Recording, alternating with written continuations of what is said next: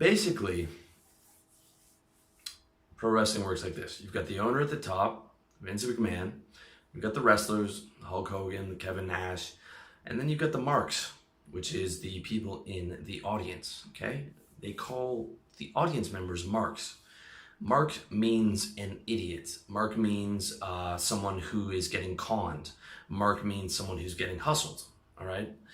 This is terminology from that con men would use going back to the 50s, as well as carnies, which are people who worked in the carnival. And that was how they would describe the people that came to the carnival, because they were getting hustled on some type of scam. Like, you know, when you try and throw the dime in the Coke bottle and it doesn't fit, or you try and shoot the ball on the hoop and it doesn't go in. It's because you're a mark and their games are rigged so that you can't win and you can't get the prizes, and people win very, very rarely. So they describe the patrons, the people paying money, as marks. And pro wrestling evolved out of the carnival. The original wrestling promoter was the carnival barker. You can imagine Vince McMahon yelling, you know, "Step right up, see the world's strongest man," because that is, you know, the WWE is basically the carnival barker on steroids, okay? And that's where all wrestling came from. And even as late as the 1950s, wrestling, you know, a lot of people believed that the wrestling was real because they hadn't seen MMA and they hadn't seen real fights. And it was very important for the audience to know that the wrestlers were actually wrestling, and the good guys and bad guys would never be seen together in public. And it was this deception that was put together on their customers, who they called marks. And if you bought a ticket and believed, it meant you were stupid, it meant you were a mark, and it meant that you were getting conned. That's how they look at their customers, okay? And they still call them marks to this day. If you watch any of the shoot interviews, you will see them referring to the people who buy this stuff as marks, all right? However, they differentiate between dumb marks and smart marks. The smart marks they call smarks, okay? It's weird terminology, but I mean, you can watch the shoot interviews. Kevin Nash, who was Diesel in WWE, for those of you guys who remember, does a lot of these shoot interviews, and he never says customers. He only says marks, okay? But the difference is the dumb marks think it's real, okay? The dumb marks are the kids and some grown men. There are actually still a lot of grown men, if you look on the wrestling forums, who think pro wrestling is real, okay? Those are the dumb marks. The smart marks are the ones who know everything. They know the backstage politics, they know the high spots, they know all the bumps that the guys are going to do, they know the whole thing, they know the whole industry. You know, they might know more about the industry than some wrestlers do. However, they're still marks because they still keep buying the pay-per-views, all right? They still keep buying the pay-per-views. It is the definition of the mark is the guy who gives them money, okay? That's how they see it.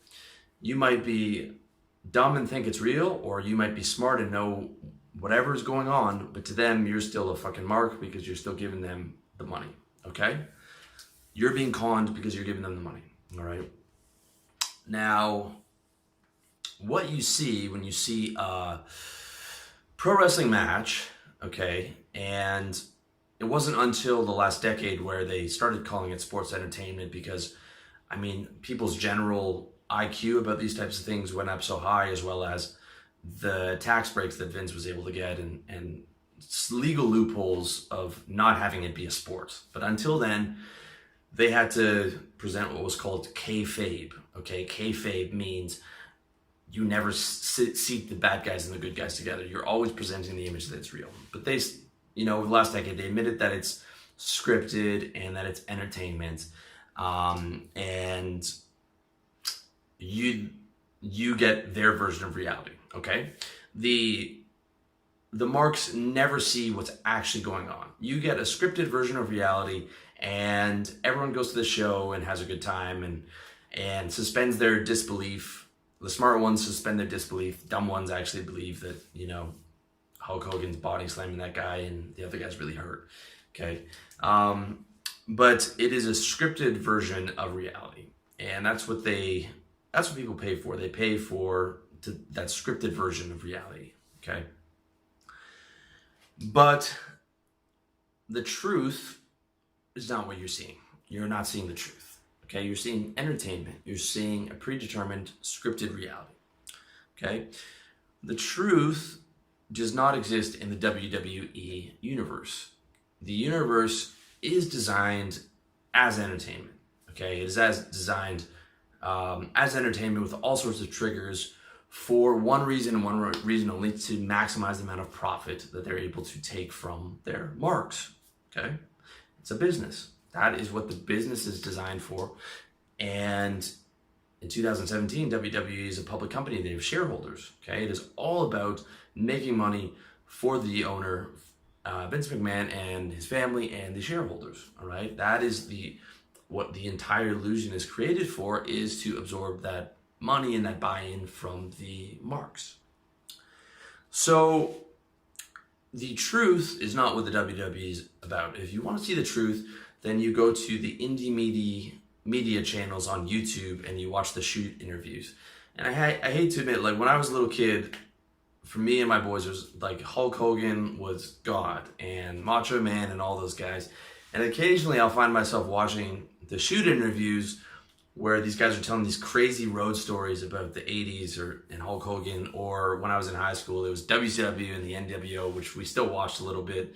You know, we play WCW on N64.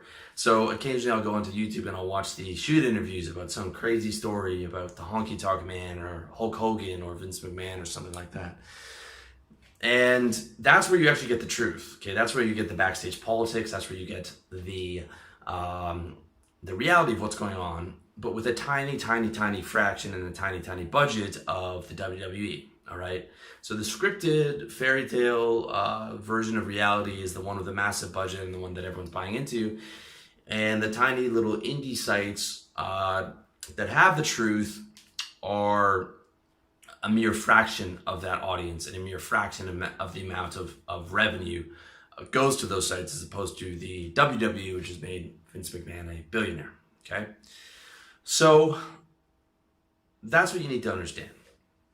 The fighting you get is overt and scripted. Okay, it is overt and scripted. The real fighting is covert and unscripted.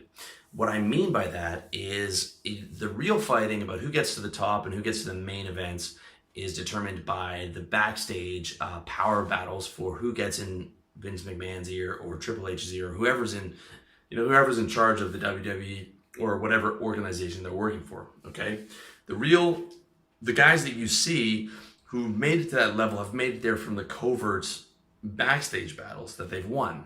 Okay, and if you watch the shoot interviews of Hulk Hogan, everyone hates Hulk Hogan because he was always putting down other guys and kissing Vince McMahon's ass, and always had an angle that made him the center of attention and made him the most amount of money, because that's the game that he was playing. Okay, that's why we saw Hulk Hogan as so big. I mean, it wasn't just his charisma, it was that he had the ability to politic backstage and do what had to be done to maintain his level as world champion. Okay, so who wins is determined not by the overt battles of who can body slam the other guy the most, but the covert backstage battles, the shit that you can't actually see. All right, and not anyone is just allowed to wrestle. I couldn't just step into the ring and say I'm going to wrestle. Okay, I would have to be approved by the powers that be. I would have to fit a certain criteria, which I don't fit. I mean, you'd have to be 6'4" at least. You'd have to be 220 pounds for the most part, minimum. And that's just, and you'd have to have already proven yourself in the smaller arenas that you can generate revenue, that you can get people to buy into your character, that you have the skills, that you're able to politic and get yourself to the high levels of those organizations. And that's just to get on in the WWE, okay? That's just to get into low level. Then you have to be able to do all that stuff on the highest levels and politic your way to the highest levels of the WWE to become that headline guy, that Triple H, or that Undertaker, or that Kevin Nash, or any of those big name guys.